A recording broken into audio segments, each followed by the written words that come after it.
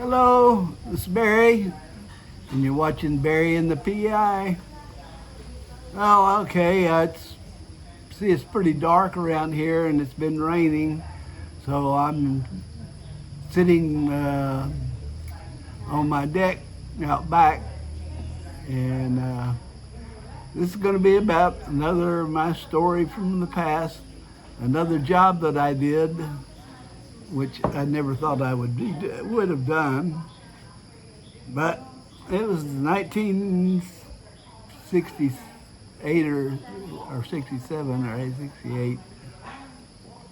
I saw an advertisement in the newspaper for a surveyor on a seismic crew. Now, a seismic crew is, they take out this big thumper and lay out these long big wires, and the thumper thumps the earth and sends out sound waves through the rocks, and that's the way they find oil. So I thought, well, I'll go and see, I'll interview for it and see what happens. And I'd had some surveying experience when I did my geology project out in West Texas, so I knew something about it. So their office was in Houston, in a big skyscraper, and a company was called Georex, and it was a French-owned company. So I went to interview with the president, and interview went pretty well. Obviously, I'd impressed him, and I was still in my 20s then, 150 pounds, 5'10", and so he hired me, and evidently he told the field crew, the seismic crew, to put me through the paces, teach me all the different jobs on the seismic crew, and said that I was supposed to go to Huntsville, Texas, where they had a crew out working in. So I went to Huntsville. Now, Huntsville is surrounded by what we call the piney woods of Texas, tall pine trees, and all kinds of other stuff too. And so they started me through the process. I went out there and said, "You must have impressed the head honcho there." And he said, put you through the paces and teach you everything about it so I could run a seismic crew myself. And so part of that job was hefting these big, huge carts of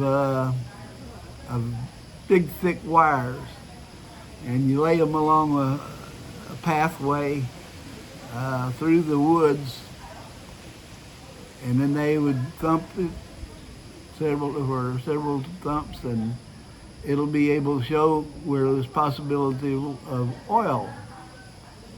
And so little old me was trying to carry those damn things.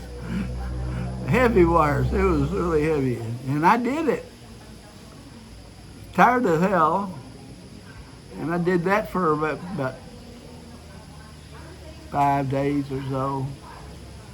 And then another job is to take those wires, and they've got these instruments on them, with spikes on there, and you push those into the ground.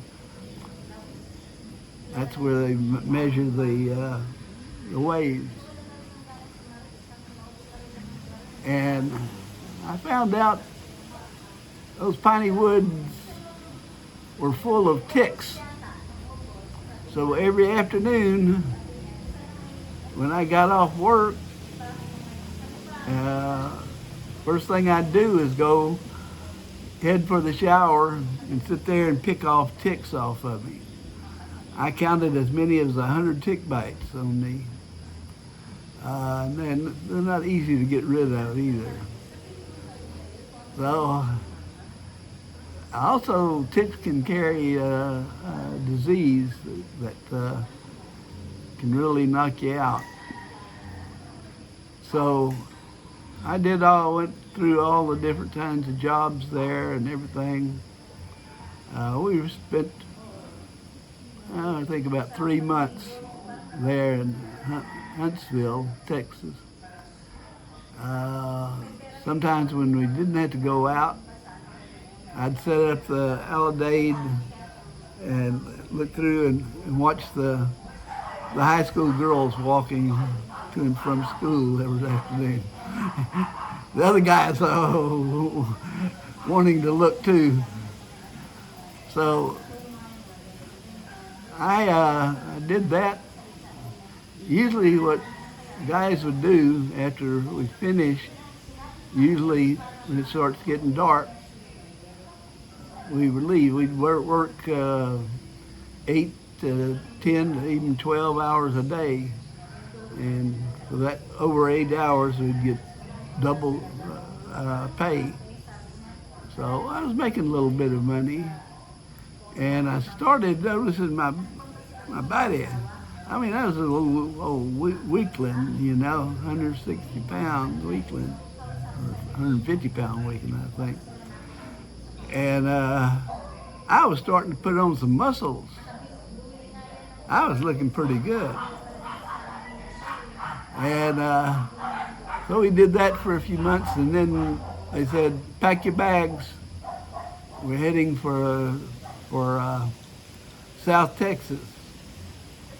And I think we went to McKinney or something like that, and continued doing what we did there.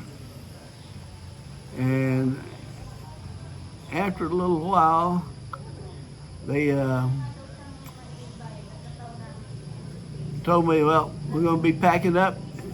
Where are we going? Alaska. Now, I was raised in Texas, and 100-degree temperatures common there throughout Texas. And Alaska, it gets awfully cold. So I was pondering that, and I called my ex-girlfriend. She had broken up because of what I was doing, I wasn't settling down any one little place like she wanted. And so she had broken off, said, no, you just go do your thing, and she'll go do hers. She was teaching at that time. And so we kind of broke up. But after they told me we were going to Alaska, I thought it over, and Alaska's too damn cold for me. And so I quit. And then I called my girlfriend and said, I'm not going to go to Alaska or anywhere else.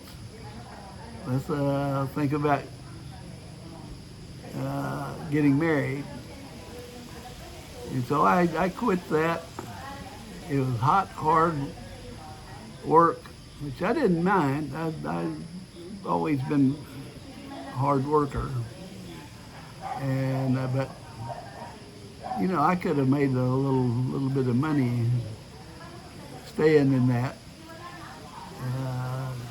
She was planning on me becoming leading a Sciesmic team. Yeah, I could have made some pretty good money on that. So I didn't stay with them. I was so glad to get away from all those ticks. And it did make me sick. I got sick about 4 or 5 days. I don't know if it was the tick bites or something else it's called. So that was my career on a seismic crew. Hard work, Uh, Pretty good money because you got all that overtime. I know if I had gone to Alaska, I probably could have made a lot more money. But, nah, I always pick women over work anyway. So I went to San Antonio where she was living, and I got a job with the San Antonio Zoo as a zookeeper. And every day, Ed and I'd come home from work up to the apartment we had renting.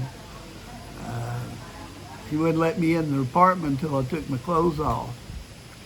Those clothes were full of animal piss and shit and hay and alfalfa and all kinds of other stuff. That was something. And then I stayed with them for summer, and then we moved to Houston. And after a year in Houston, we got married, and we were married for 20 years, a little over 20 years. She's a good woman. But Barry's wandering ways caught up with him. I had to go do something else. So, well, that's it. That's one of my stories. You make your decisions, but you got to live your life the way you want to live it. And so that's what I did. Sometimes I might have seemed like crazy, but I wouldn't change any of it. So that's what everybody should do. Live the life the way you want it. And so that's it. Thought y'all might like that.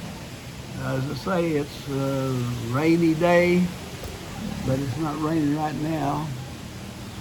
But you can see the wind's blowing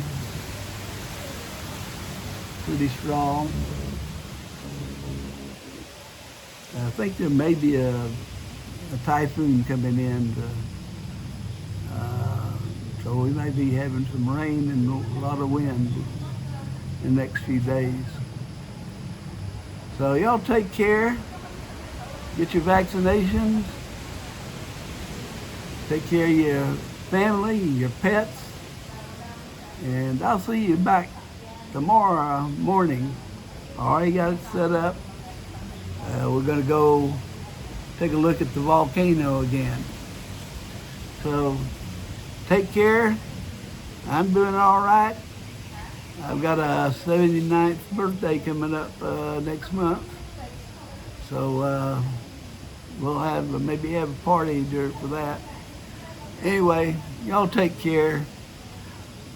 Live life the way you want to.